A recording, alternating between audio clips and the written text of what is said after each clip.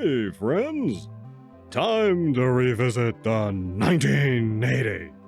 This one is pretty 80s. We're talking about fluorescent Technicolor Dayglow here.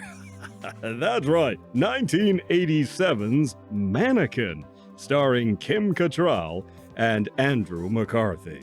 Our story goes like this. Jonathan Switcher is an artist, but he can't seem to hold a job to save his life because he's always trying to be artistic about his work. One job he has is building department store mannequins. One such mannequin in particular will come back into his life. Jonathan's girlfriend Roxy is not very invested in her boyfriend, and she wants to be more of a high flyer, something Jonathan isn't going to be able to become, and she's even embarrassed by him.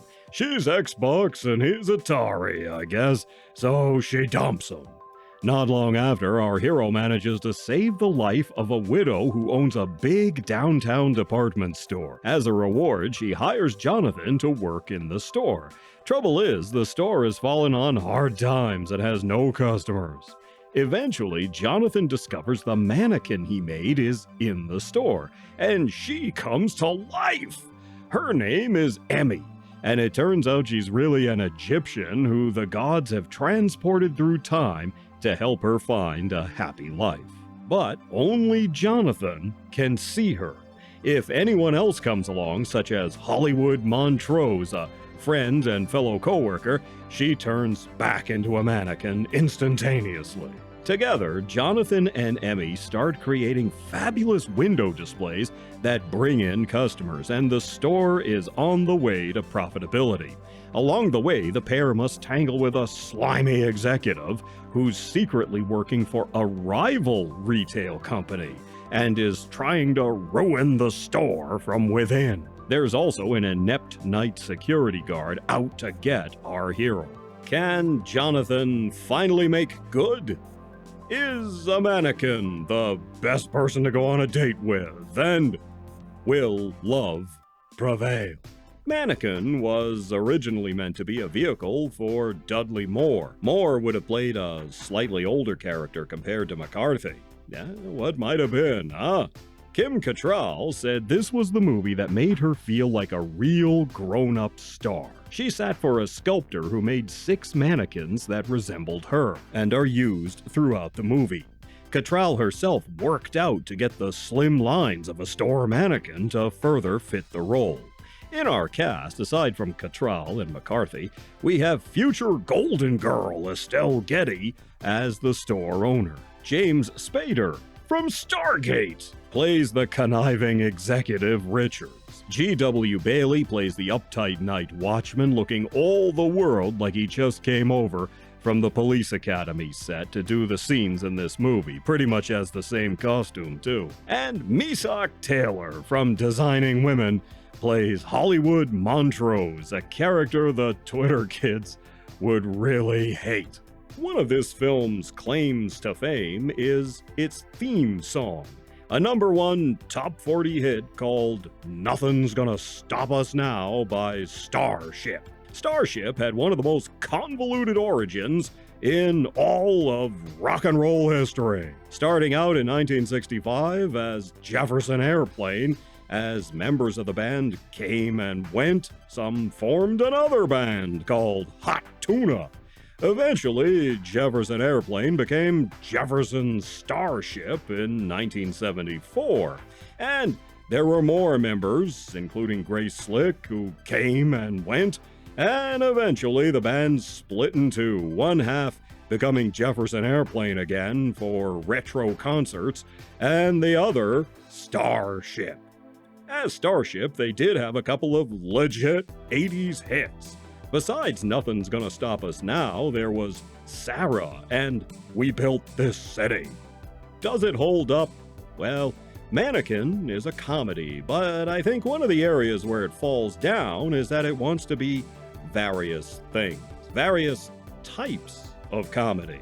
It wants to be a sweet, romantic comedy, but it also wants to be a surreal, magic-based comedy like, say, Splash or Xanadu. And then It wants to be a typical, straightforward sitcom kind of comedy, and then a zany, no-holds-barred, over-the-top kind of screwball comedy. Then a comedy from a sketch comedy program, Saturday Night Live, or Love American Style, or The Carol Burnett Show. So, in a way, it's kind of all over the place, trying to hit all these different notes, which makes the movie feel a little uneven. No surprise, critics hated Mannequin, but that didn't stop the picture from becoming a sort of cult classic. In spite of its shortcomings, people just loved this one, and they still do. In 1991, it spawned a sequel that isn't nearly as good, called Mannequin on the Move, starring Christy Swanson as the mannequin. The only returning cast member was Meshach Taylor, who reprised his role as Hollywood Montrose. Now, supposedly, Mannequin was a completely original story that director Michael Gottlieb came up with when he saw a mannequin in a store window that, due to a trick of the light and window reflections, appeared to move. He thought that would make for a cool movie, a mannequin coming to life. But it turns out that this is ground that has been trod before.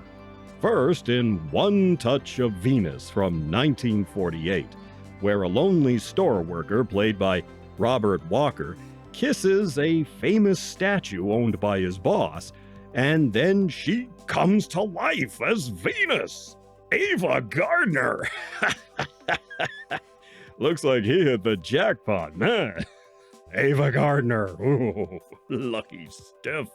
This movie led to a TV movie version of the same story in 1955. And then there were a couple of Twilight Zone episodes where mannequins came to life, and then an installment of the 1968 TV series Journey to the Unknown. Eve features the tale of a young man who falls in love with a mannequin. Michael Gauch and Carol Lindley both star in that one. I won't lie, I'm in the camp that likes Mannequin, flaws and all. The soundtrack is nicely 80s, with Starship and Belinda Carlisle. The fashions are very 80s too. I mean, just look at this chick. Throughout the movie, she's wearing shoulder pads that make her look like a linebacker. Cattrall has an infectious vibrancy as Emmy. Again, a bit like Kira from Xanadu.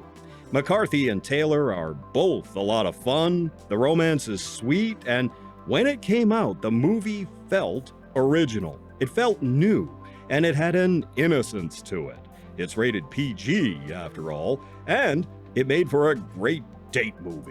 No wonder audiences loved it. For some reason, it overcomes the sum of its parts, and it has a feel-good vibe that you can't ignore. It's not a masterpiece at all, but for what it is, it holds up, for the most part. So I'm giving Mannequin 2¼ paws.